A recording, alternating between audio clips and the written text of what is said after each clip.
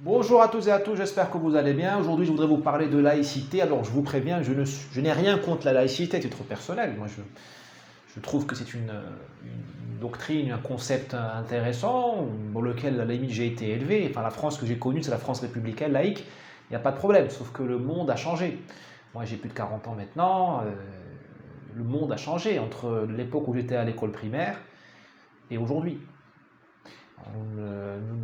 La laïcité doit être remise en question, en tout cas doit être éclairée à la lumière de notre époque, où nous faisons face à deux grandes menaces ou deux grands défis, pour utiliser un langage neutre. Nous avons la question du corona, la question de l'islamisation de la France. Et dans les deux cas, la laïcité est un boulet, est un handicap et non pas une force. Je vais essayer de m'expliquer, de vous convaincre, je l'espère. En tout cas, je ne veux choquer personne. Je sais que les Français aiment beaucoup la laïcité, mais si je suis votre ami, je dois vous dire, je dois vous alerter. Sinon, vous avez assez de courtisans comme ça. Bon, enfin, j'espère que vous avez des courtisans, parce que vu ce que vous payez, vous collectivement, pour que des gens vivent chez vous, à vos basques, j'aimerais bien qu'ils vous courtisent de temps en temps. Mais bon, finalement, cette parenthèse. Première chose, nous avons une guerre contre nous avec la pandémie, où vous avez la division de la société française, un apartheid avec les histoires d'injection, vous avez le viol nasal avec les cotons-tiges pratiqués sur des bébés, s'il vous plaît, vous avez tout un délire, une panique, vous avez une destruction de la société, on vous demande de vous isoler les uns des autres. C'est une destruction du lien social. Vous avez donc les gens qui sont jetés en dépression, vous avez le sourire qui est interdit en France. Le sourire est interdit. Donc le masque, vous avez une destruction de la convivialité, du mode de vie français, des restaurants, des cafés, de tout, des salles de sport. Bon, ça, je vois les gens, ils sont dans une espèce de naïveté, il y a une espèce de confiance absolue dans le pouvoir, dans la politique, et une confiance absolue dans la science. On a l'impression d'avoir affaire à des grands enfants qui ne voient pas le mal. Alors peut-être que parce que moi je viens du sud de la Méditerranée, nous on nous apprend à voir le mal partout. Parce que tu peux te faire entuber à chaque coin de rue. À l'épicerie, au marchand de tapis, au bus, enfin je sais pas. Peut-être que ça vient de ça, je sais pas. Là, je vois des grands naïfs partout, qui ne voient pas le bien, le mal. Et là, je me dis, les Français ne savent plus, ne soupçonnent même pas l'existence du mal. Peut-être parce qu'ils ne sont plus religieux. Ou peut-être parce qu'ils n'ont plus, pour être plus précis, ils n'ont plus de culture religieuse. On n'enseigne plus la religion aux gens. Je ne dis pas qu'il faut faire de vous des bons catholiques. Je dis juste tout simplement, on doit vous expliquer les grandes leçons, les grands enseignements de l'Église. Parce que l'Église, ce n'est pas que la pédophilie. N'en déplaise au pape argentin, au sous-pape argentin, n'en déplaise au Nouvel Obs et à Libération. L'Église, c'est autre chose. L'Église, elle nous a connectés à un au-delà. Elle nous a dit, il y a des forces occultes. Il y a le diable, il y a le mal. Ça, même Carl Jung le dit. Pas une question d'ésotérisme. Même Carl Jung le dit. Le diable est en nous. L'Église nous a mis en contact de cette force maligne qui est en nous et nous a dit, faites attention, il y a des tentations. Pas seulement le sexe, c'est autre chose. C'est le désespoir, c'est la tyrannie, c'est appliquer le mal sur autrui, c'est le manque de compassion. Tout ce que nos dirigeants appliquent nous apprennent, ils nous ont appris, ils nous ont désappris la compassion. Enfin, quand tu isoles quelqu'un, quand tu empêches quelqu'un d'aller voir sa grand-mère, ou d'embrasser sa mère, de la prendre dans ses bras, tu lui désapprends la compassion. Ça, c'est l'œuvre du diable. L'Église nous a appris ça. Et les Français sont là aujourd'hui, enfin les Occidentaux, mais j'ai l'impression que les Français sont en avant-garde de ça. Ils se font conduire au nom de la science, ou je ne sais pas quoi, au nom du respect des lois, écrites par des scélérats, vers le mal. Ils font l'œuvre du diable avec la conscience tranquille. Ils sont complices du diable. Quand tu détruis toutes les passions positives, la compassion, comme je viens de le dire, la solidarité, la fraternité, ben, tu travailles pour le diable. Donc je ne vous demande pas d'être des religieux, je vous dis juste, sachez qu'il y a le bien, le mal, qu'il y a ces forces psychologiques, si vous ne voulez pas donner un ton religieux aux choses, et qu'il faut les contrôler. Or là, vous refoulez le mal qui est en vous. Votre côté obscur, vous le refoulez, il n'existe pas. Ben, il revient comme un boomerang dans la gueule. Et ça donne ce suicide collectif que vous nommez pandémie, que vous nommez mesure de restriction, geste barrière. Il n'y a pas de geste barrière. Ce sont des pains de dynamite que vous vous infligez à vous-même. Voilà, donc première chose. Je pense que la laïcité est pour beaucoup. Elle a dérivé d'une méfiance vis-à-vis du fait religieux, d'une méfiance, disons la vérité, vis-à-vis du catholicisme. Elle a dérivé de cette méfiance-là vis-à-vis du catholicisme vers une espèce de naïveté béate, stupide, à l'évidence qu'il y a le bien et le mal dans la société. Elle a fait de nous des grands enfants naïfs, des attardés, des retardés mentaux, des débiles mentaux. C'est pas très... Des immatures. Elle a fait de nous des immatures. Mais je suis désolé, dans ce cas-là, cette laïcité est devenue un danger pour vous et pour nous, pour la société. Deuxième point, l'islamisation.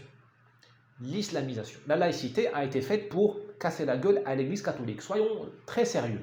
Bien sûr qu'elle a fait ça pour développer la République, pour neutraliser les expressions de la religion, pour la discrétion d'expression religieuse. Tout ça, c'est bien. Mais soyons sérieux, la passion, le driver, comme disent les consultants de McKinsey, le driver de la laïcité, c'est casser la gueule à l'Église. C'est l'expulsion du clergé, c'est l'éradication de Jésus de la place publique. Pourquoi pas? Mais à condition de mettre à la place une autre religion. Or, la laïcité n'a pas produit de religion, elle a produit un vide. Il n'y a même plus de sacré, il n'y a plus rien de sacré en France. Même la police se fait casser la gueule. Même une bonne femme se fait violer et le procureur ne fait rien. Même les enfants se font violer leur narine par le coton-tige là, du PCR et tout le monde applaudit. Même nos vieux meurent dans les EHPAD et le gouvernement leur distribue du Doliprane. Il n'y a plus rien de sacré. Notre-Dame crame, Paris sent la pisse, il n'y a plus rien de sacré. Et là, vous avez l'islam qui arrive et qui trouve un terrain vierge, une table rase. L'islam arrive en France et en Europe sur une table rase. 2000 ans de catholicisme ont été effacés par la laïcité, même ailleurs par la sécularisation. Donc l'islam, il n'a pas de problème, il avance parce qu'il n'a pas comment dirais-je, d'obstacle. C'est quoi l'obstacle à l'avancée de l'islam? C'est le sacré, c'est les églises. C'est que personne ne traite Jésus de pédé. Quand tu traites Jésus de pédé, tu passes un signal à toutes les religions alternatives, tu dis la religion catholique est morte, elle n'a plus de sacré. Et donc tu invites d'autres sacrés à occuper la voie publique. Il n'y a qu'une place que pour un seul sacré dans la voie publique, sur la voie publique. Un seul. Soit le catholicisme, soit l'islam. Soit le judaïsme, soit l'islam. Soit la religion de la laïcité que je ne connais pas. Ils n'ont même pas été foutus de faire une religion, les laïcs. Soit l'islam. Il ne peut pas y avoir deux sacrés. C'est pour ça qu'il ne peut pas y avoir de vivre ensemble. Il ne peut pas y avoir de diversité. Parce que chacun essaye de mettre son sacré. Au Maroc, nous avions la diversité. Et les juifs, nous les mettions où? Dans le ghetto, ça s'appelait le Mellah. Et là, dans le ghetto, ils avaient le droit de mettre la synagogue et de se balader avec, de mettre leur sacré, de mettre leurs étoiles et tout ça. Voilà. Hors de leur ghetto, qui était un ghetto infect en général, c'était un ghetto infect. Parce qu'ils étaient confinés, ils étaient maltraités. Hein. L'histoire des juifs du Maroc n'est pas une histoire très heureuse, quoi qu'on en dise des lobbies et les communicants. Bon. Dès qu'ils sortaient de leur ghetto, ils étaient obligés de suivre le sacré musulman. Donc ne pas se présenter comme un juif. Il y avait plein de choses. Ils n'avaient pas le droit de construire les maisons là où ils voulaient. Ils n'avaient pas le droit de prier là où ils voulaient.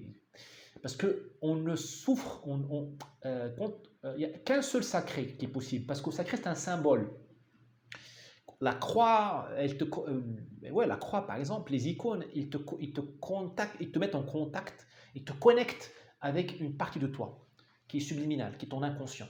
Le mal, le bien, l'amour, la figure maternelle, Marie, la virginité, l'espoir, enfin même chez les Égyptiens, les pharaons, tout ça, chaque culture a des symboles.